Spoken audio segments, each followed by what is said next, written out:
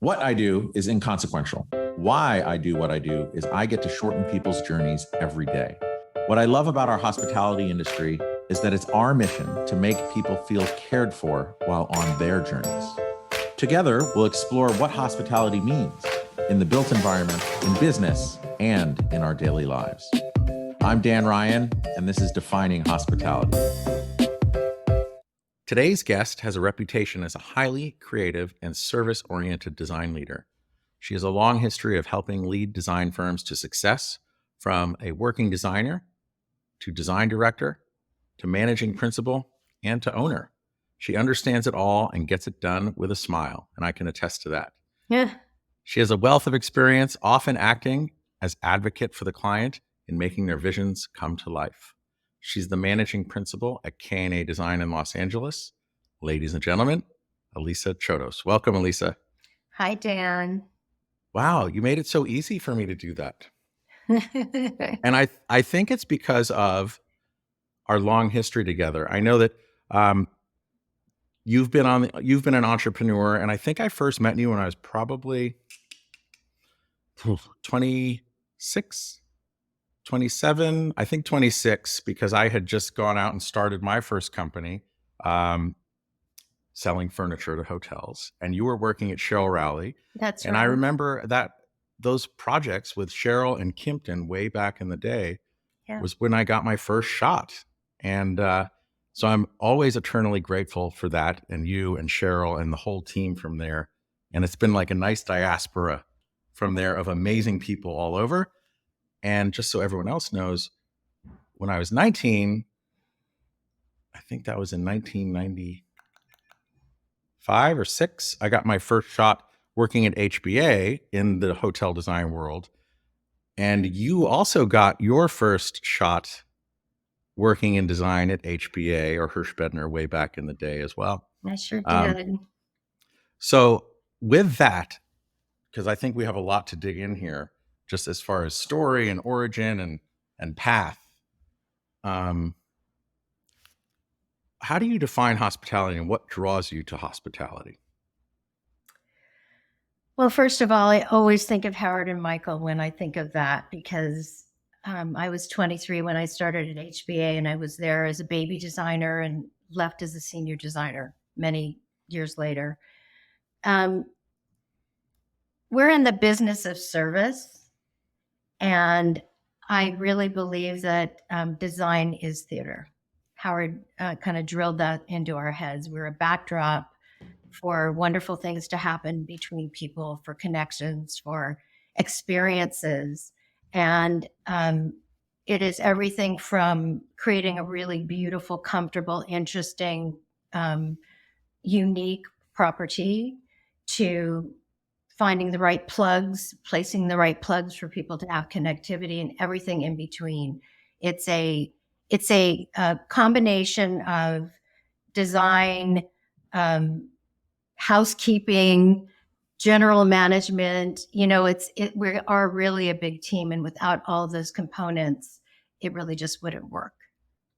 I totally resonate with that. And on a funny note, like, what do you think Howard would say with the number of plugs that are required in a room today? He'd scratch his head for sure. Walk around scratching his head. Yeah. He would just say, "What is this?" Another funny thing is, when I was an intern at HBA, I worked for so many of the designers there, but one of them was Kirk from KNA, Kirk Nix. And I just have such incredible memories of him there. And I just love how, I don't know if he was there when you were there originally, but how all these paths just keep kind of coming back in this double helix of awesome people with great DNA. It's a really small business, and that's what you learn. You're always going to meet someone at another firm if you last long enough. And Kirk and I have been friends for about 30 years. We met at Design One when I was vice president of design there, and he was their, star designer. And we've been friends ever since. And he is extremely talented, but mostly he's hilarious and larger than life. So he's a lot of fun to work with. I would agree on all of those points. Definitely larger than life. Yeah. So coming back to your journey, I know in so many of our interactions over the years and just talking, um, I've just always been struck by how a lot of people like to keep things and their experiences very close to the vest and maybe not be as open to sharing. But I've always been struck by how you go out of your way to shorten other people's journeys by sharing your experience. And I feel like that's really what I love so much about these conversations, because what gets me up out of every day is I get to help shorten other people's journeys by having these conversations, sharing learning, experience, making furniture, solving problems. And I like, with that in mind, where do you think that comes from with you? And do you have any examples of like why that's what gets you up every day? Wow. First of all, I'm touched. And secondly, I've never really thought about it in those terms, but I'm guessing that it's because I'm the eldest of five. And we're 10 years apart, me and my baby brother. And we range in between. And I think that as the eldest kid, that's kind of what happens. But really, more than that, I think sharing makes me feel good. I told you this before. I don't want to die with all this information that I've gained the hard way.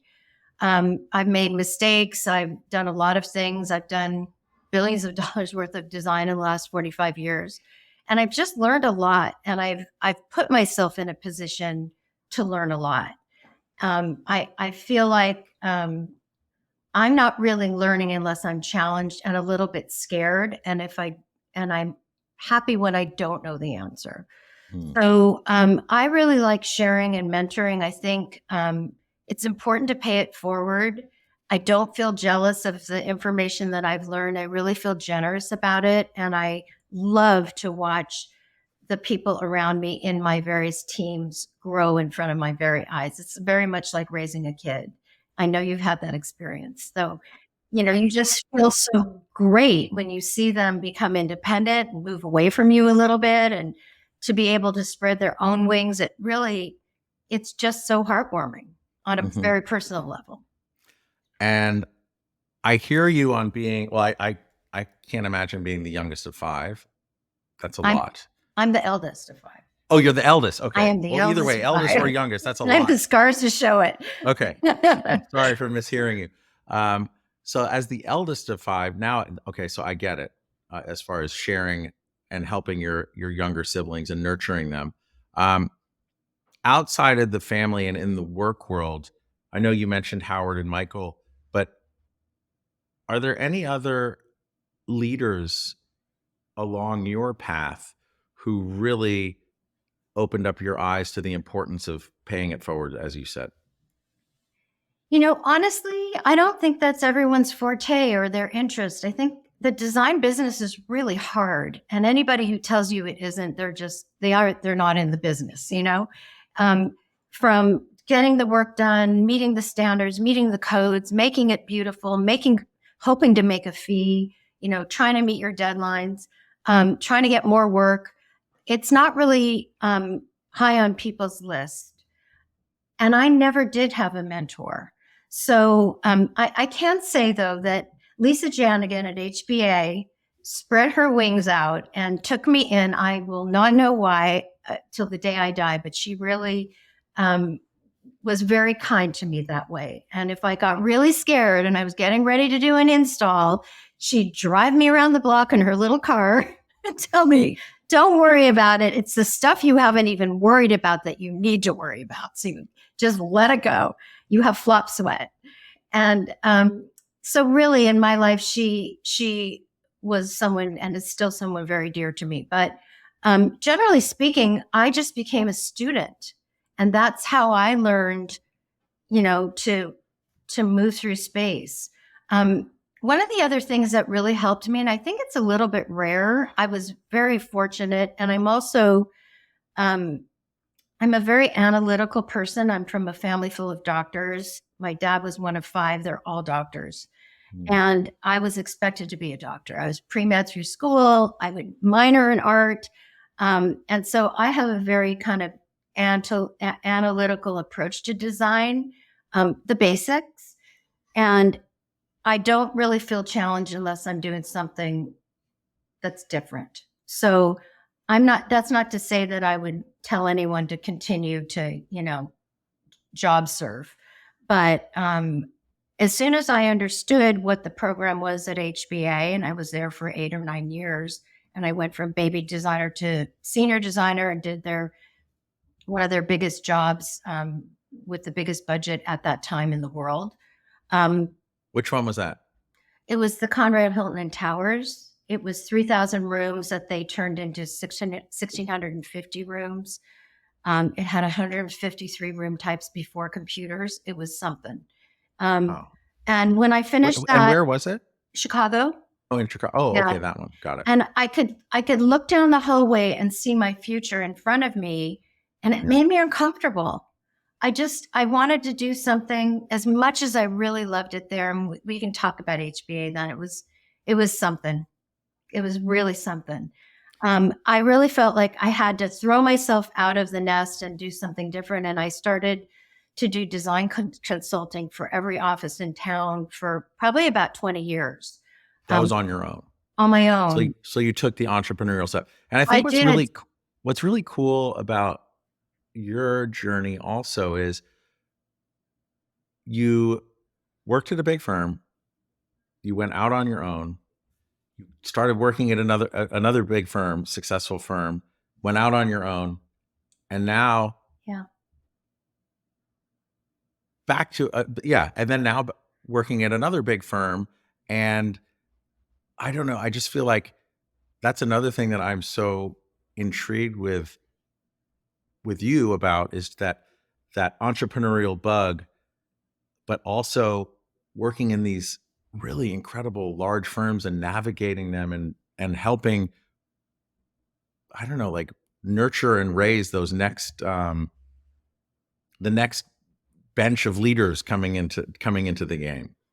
It's been a path, but if you live long enough, you'll see many things. One of the things I really learned as a design consultant was everything from how to work a Xerox machine in 10 different offices to how teams work, to the fact that the personality of the owner definitely creates the culture of the office, to what's the best way to document a project? What's the worst way to document a project? I learned about business, how to carry myself in business. Those are the things that you don't learn when you're in school, and maybe even when you stay in one firm. You should stay 10 years. You should learn what you need to learn. You should be classically trained and flex your muscles and do all that stuff. But, really, I was just doing the work, Dan. I was a consultant. I had little kids. I wanted a little bit of flexibility. There were no consultants then. There were very few. You couldn't even write off your space like you can now, where it's, there's all this remote work. So it was in retrospect, it was entrepreneurial, but at the time I was just doing the job that was in front of me. And I was working at Berry Design and Larry Lee and Wimberly and Cheryl Rowley and Michael Smith, and you name it, I was doing it, just taking the next job and trying to do my very best. And I did get to mentor a lot of people and work with a lot of people, which to me is the most wonderful part of this business we're in, is the teamwork.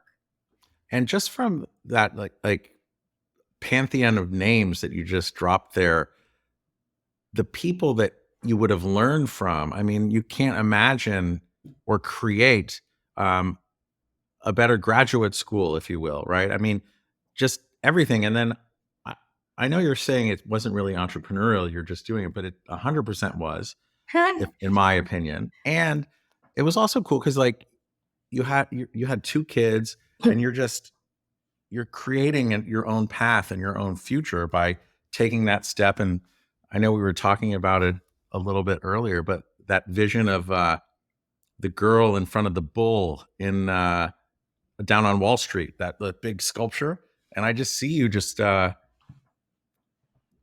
don't know, trailblazing forward and learning as much as you can. And now in a place of paying it forward. Well, it's interesting because when I first started, there were not very many women who were anything other than jewelry, to the design process. We were all working behind the scenes really hard, but to actually get up and present in front of a bunch of men in suits in a conference room somewhere, there was nobody to show you how to do that. And the only models that I had were these cast iron women who were, and I step on their shoulders, frankly, and thank you. But they were trying to be versions of a man and try to, kind of navigate in a man's world. And I remember looking at that and saying, I'm never going to be that person. I just refuse to be that person. I think there must be a way to have men in business take me seriously and not trade on some other thing, right?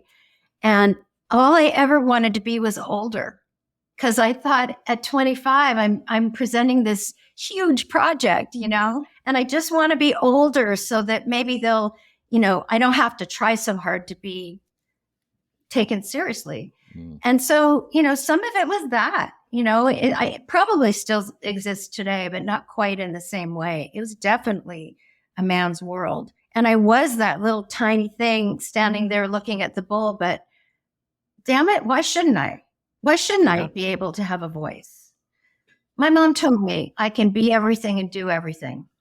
And I believed her. I now know that that's only partially true. You can be everything and do everything, but not necessarily at the same time. You know what? I think you are you're the OG millennial who gets the participation trophy from the parents that say that you can do anything. I believed him hook, line, and sinker. And then I had 2 kids and I'm like, whoa. So something really resonated with me that you said there is like, you couldn't wait to be older. And I oftentimes in these and here I am, older. Yeah, and here I am, older. But I often ask these questions because I learned so much from these conversations, but like, if you could go back and talk to your younger self, what advice would you have? And I would tell myself that as well, even though starting a company at 26, I wanted it to evolve. I wanted to do my own brand. I wanted to all this, but I was like, oh, I can't do it until I'm older. I got to keep doing this. I can't do it until I'm older. And that's like inertia. And if I look at my life, and I'm not complaining about my life, but if I look at my life and I say, oh my gosh, if I didn't say, oh, I need this, or this thing has to happen, or I have to be older to affect change, I think I would have shortened my own journey much younger. And I don't have very many regrets in my life, but I do remember there are certain times when I said that same fucking thing to myself. Yeah, I mean, there are those voices in your head. And again, my mom used to say many wise things, and one that stayed with me is sometimes, Lisa, you have to stand there on the edge, take a deep breath, and jump. And when I was scared, because we're all scared, none of this was free. All of this, kind of challenge that I've posed upon myself. But I did that. I would just take a deep breath and jump. And honestly, what would I say to myself? I would say, it's all going to work out. It's not going to work out the way you thought it was going to work out. It's going to be some other, just like Lisa Janigian said to me,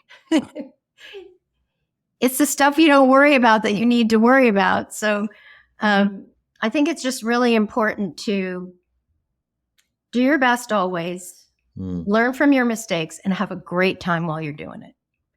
And amen to that last part. And the fun will show in your design ultimately. The fun is what spurs creativity. That's all you can do, and I think it's really important to work with young people. They have fantastic ideas. They're not usually practical, not always practical, but they're fantastic. They're things that I maybe wouldn't have thought of. And when you have two people in a room, they always come up with a better solution than me being in my own head.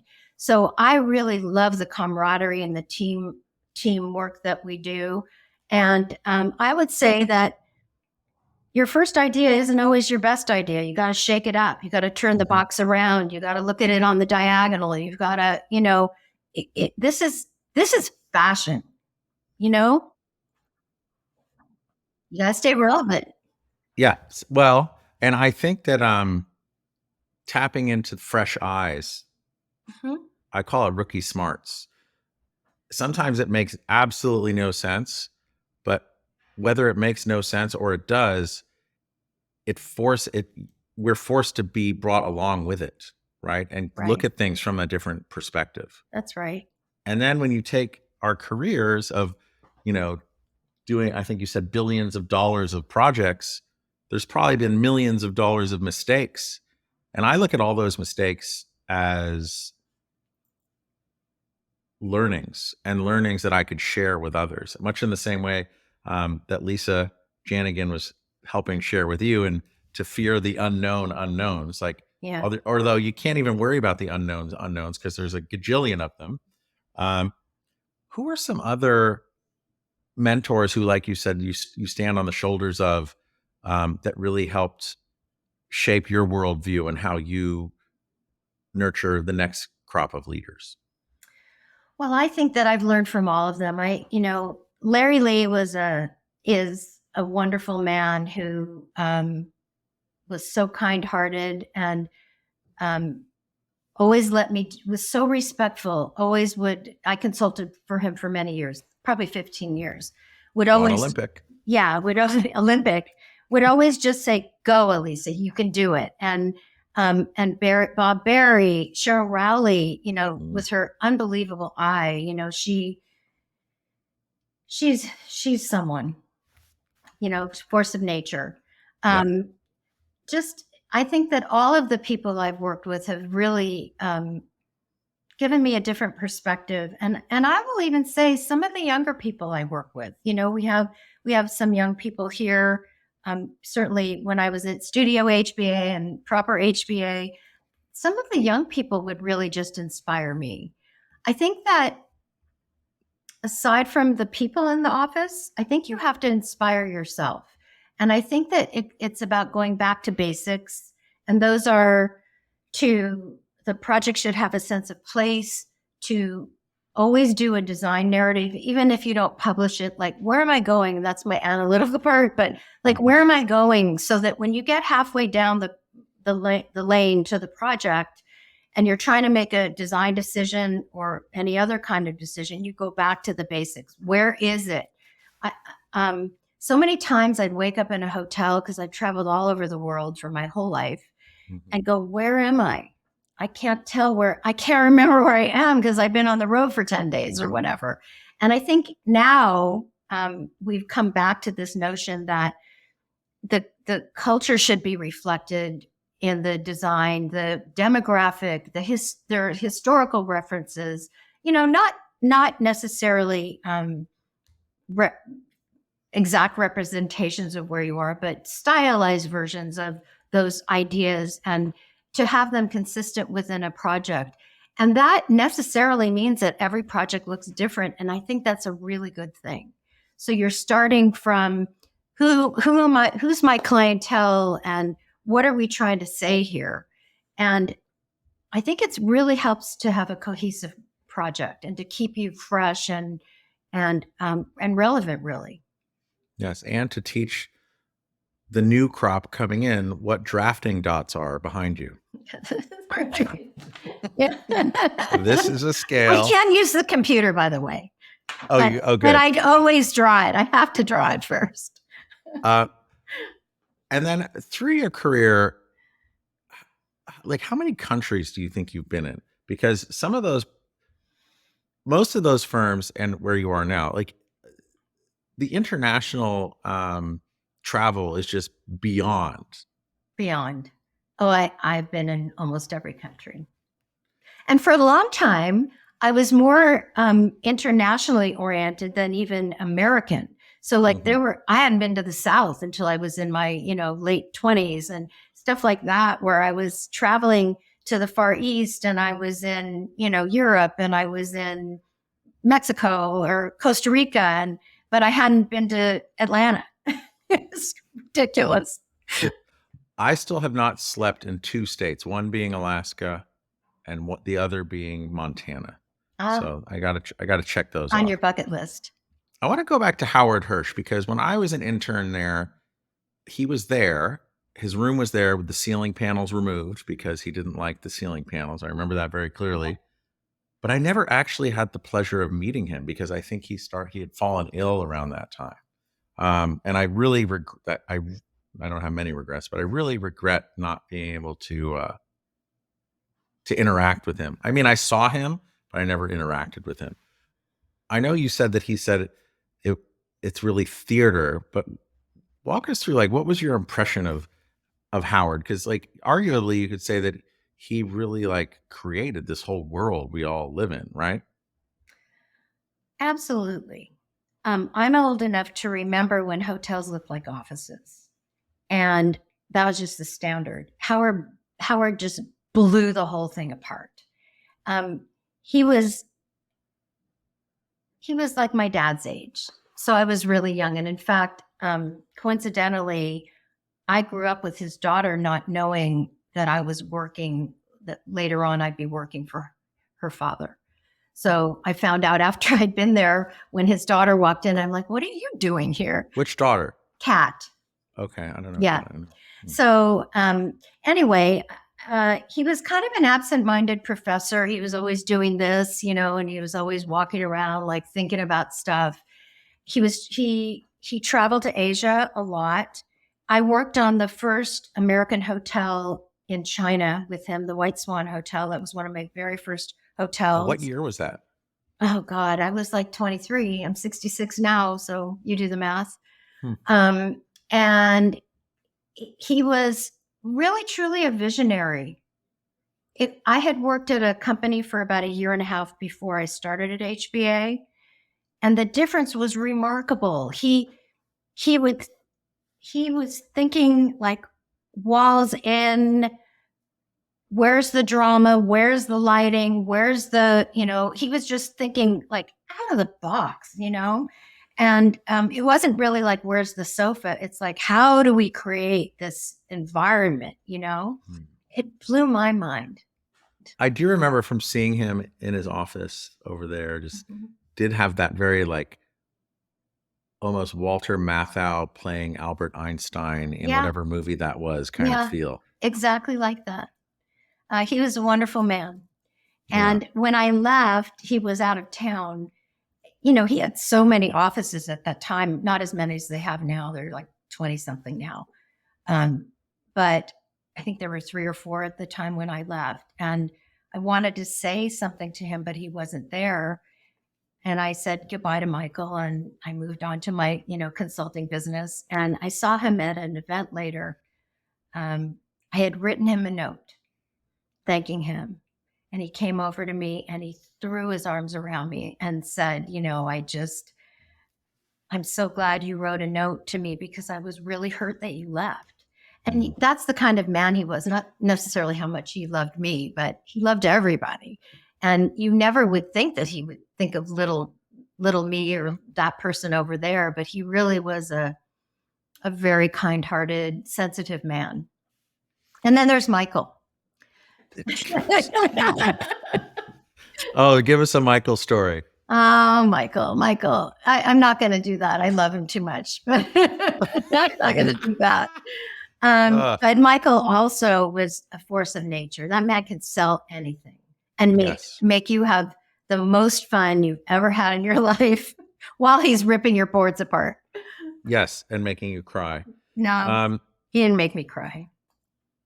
Right. Well, I've seen others cry when he would come in after they'd spent all night on a board and he'd be, what is that shit? And tear it up. And then he just forgets about it and then he loves them the next minute. And it's like, that's his creative process. He's something. The big bear. I think another thing, when you left, I was also, we used that word of like diaspora earlier. I used it, but I'm also just amazed at how from so many of those founding design firms, when it was like really like the Wild West, and everyone was creating and doing these great things and flying all over the world and working on these amazing projects, invariably people wind up leaving, like you. But having known many of those founding people of our industry, founding visionaries of our industry, from my perception, I never heard anyone talk crap about anyone leaving. I'm sure there were examples, but it was always something of it was like really supportive. Like, I wish you the best, like a heartfelt, really honest, I wish you the best, and like let me know how I can help. And I don't know, there's this unusual generosity, camaraderie and support within our world. It was like graduating HBA school, I obviously there's so many people who graduated from HBA and went and opened their own firms. And in fact, I even opened my own firm a while back. I think that people underestimate just how hard it is to run a business. And I think the business of design is a completely separate topic. I did have my own firm for about 5 years. And although I loved it, I found it to be very solitary. And that's why I started working at HBA, and now I'm here. We were a small firm. We did some really beautiful work. And also I was doing the packaging, the billing, the chasing after clients to get paid, the 1099s, the, licking the envelope, and, going out and getting work and doing all that. And ultimately, I concluded that that wasn't where I wanted to put my efforts, that I really did prefer being in an office with more people. I'm running the office here, and Kirk is a fabulous partner to work with. But it is different. Although I worry about all that stuff, it's in a different way. Yeah. It's with more support, more people around me. That's the thing. And talking about the business of design, or really starting out in anything when you're bootstrapping, it's you become the chef, the waiter, and the bottle washer, right? Yeah. And it's really hard to get past that point to where you can build the team, put out fires, but also nurture and grow the team. So you're building the next round of leaders. Yeah. And it's a hard event horizon to get past. But when it does, it can be quite rewarding. And I've seen you do it successfully. And that's what's also so remarkable about your entrepreneurial journey, and now being there with Kirk. And to think about Kirk, I know you said he was larger than life, and he's just such like a, I don't know, just like such an incredible, I have such an incredible image of him in my head, of like where he came from, what he's doing, the kind of projects, and just his just amazingness. He's just so freaking awesome. What's it like now that you're there helping him run the office and the team and execute on work? And like, what's your impression of Kirk? How would you describe him to the rest of the world? Well, I adore him, period. My impression of him is he's very smart. He's very sensitive. You would maybe never know that, because he's so gregarious. He's wicked good at master planning. Wicked good. I mean, the kind of space planning he does is just so inspiring. We're a really good team because we're old friends, and I can tell him, and he can say the same thing to me, so we have shorthand between us, and we really have a lot of fun. We have a wonderful team here. We have mostly senior designers. We were able to keep them through COVID, which was not an easy feat. And so we all have a lot of fun, and we let them go. We let our designers go, and we just kind of keep our eye on the ball, and I get to do some design work, and he gets to do some design work, and It's really a nice group. And actually, when I think about it, I think that I've always been looking for the experience that I had at HBA as a young woman, where it was really a studio. It was so wild. We were killing ourselves working so hard, but we were all young and we were all invested and we were all enthusiastic as the number one design firm in the world as it is still today. But it had such an energetic and think out of the box, cutting edge approach to design that I think that in my career, I've been looking for that, because you just can't do the work and be serious every single day. It shows in your work, you know? I always say to myself as a mantra, this is not the cure for cancer. This is a hotel someone's going to redesign in 5 years. That is not to say that it's not important to me. It is of utmost important to me. But you have to really think about where you fit in the world, you know? And this is a beautiful expression of so much teamwork and effort. And ultimately, it will be a beautiful space for someone to have a lovely experience in. But we're not curing cancer, and it shouldn't feel solemn like that. Right. It should feel exuberant and interesting. And there should be moments of surprise and discovery. And if you're not enjoying yourself, you can't be in that mindset.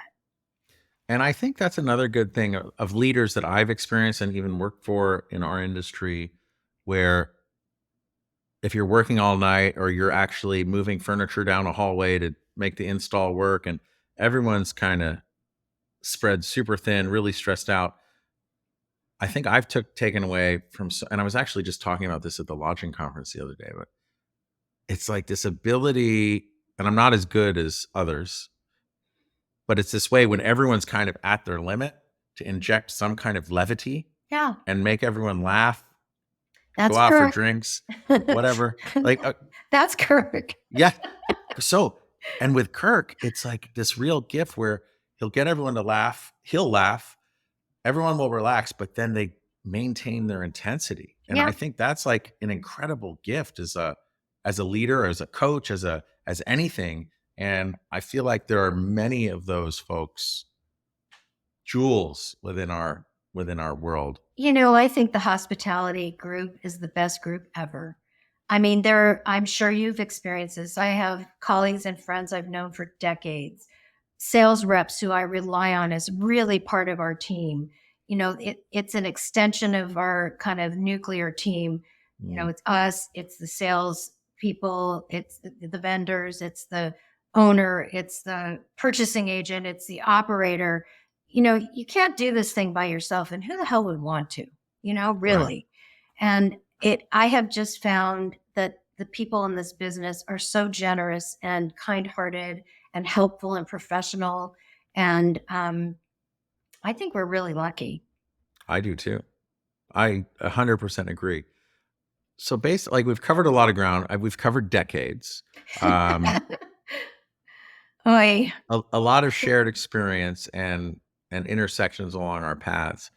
From where you are right now, and I know you're working on some really cool stuff, but as you're looking out to the future, what's exciting? Like, what's exciting you most in getting you out of bed every day? You know, what gets me out of bed every day is that every project has a challenge, has a set of challenges that I find to be like a puzzle. It's the budget, it's the schedule, it's the location, it's the brand, it's the team. And each one of those things makes it a different puzzle. And honestly, Dan, you know, my kids, when they were younger and they were trying to figure out what they wanted to be when they grew up, you know, I mean, I was supposed to be a doctor, so what the hell do I know? I have the black sheep of my family, right? I thought about it long and hard, and I said to them, think about what you think about, and that's what you should do. And that's what I did.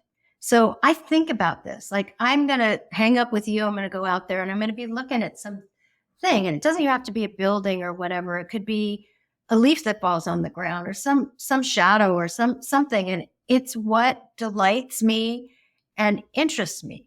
So I think that I don't even need to create anything. It's there. It's just what I think about. Yeah. And it's what you're open to.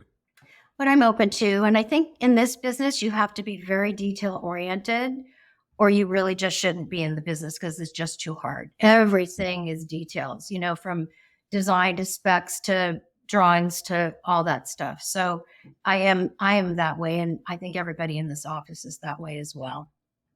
One of the things that I love talking about that because it's like really in the passion and purpose kind of world. Mm-hmm. But for me, I'm always trying to think of there's a better way to do something that we're already doing. Absolutely. And it's always this constant tinkering. It can annoy people, and we have to be able to compartmentalize things because everything can't change all the time. But because whatever's gotten us to where we are now, whatever shoulders we're standing on and from the past, that's great for where we are now, but it's not going to get us to where we are in the future. Stakeholders, clients, guests, needs, they're always changing. So we may have like a really dialed in, detail oriented system, but we always have to be reinvigorating and re-looking at it and getting those fresh rookie eyes on it and looking at it from another angle, because everything is always changing. Yeah, and you want to embrace that change. I think one of the things that I learned when I was consulting, things that I just didn't even know I was learning, I do think I know how to really write a spec, because I was at so many places where the vendors would be calling, asking for information, and you'd be like, if you'd written the spec right, it wouldn't be happening. And there's that version of everything, where you are constantly reinventing the wheel.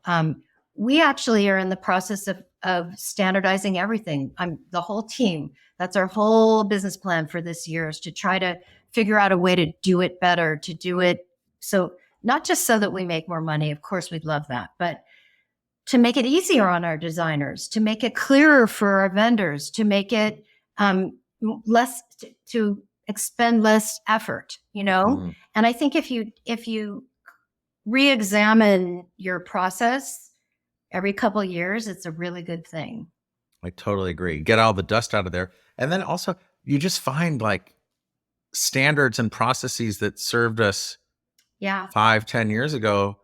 They're still in there. And if you really follow those processes and standards, it's quite limiting because you can't take things different ways because of new materials, right? New methods of construction, new everything. And I think it's really important to work on that.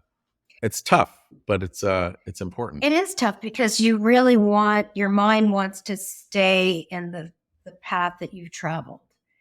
And you really have to be committed to going off that path. Yeah. Not easy sometimes. No, definitely not. And it is worthwhile doing every couple of years. And I think we should all like schedule that in there to take stock, relook, get the cobwebs out. So going back to when you were in UCLA, and I know you kind of touched on this, but I love asking this question again. If the Alisa I'm talking to right now were to magically appear into your recently graduated, just going to start working at HBA as a baby designer, what advice do you have for yourself now? I would say you don't need to worry so much. I think I did worry a lot as a young person about trying to. I think I was confident in my decisions, but not always completely confident in my ability to negotiate the business world.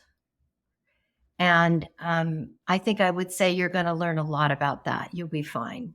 You're going to make a lot of stupid mistakes like we all do, but they don't teach you how to deal with a really difficult client, or the wife of the owner who comes in and all of a sudden has a voice, or not getting paid and you have to go chase that person, or how to bring work in. I think I would say you will bring work in. It will, it's all going to work out. That specifically, I think I would say you're going to grow and it's going to be okay. Yeah. Little by little, one foot in front of the other.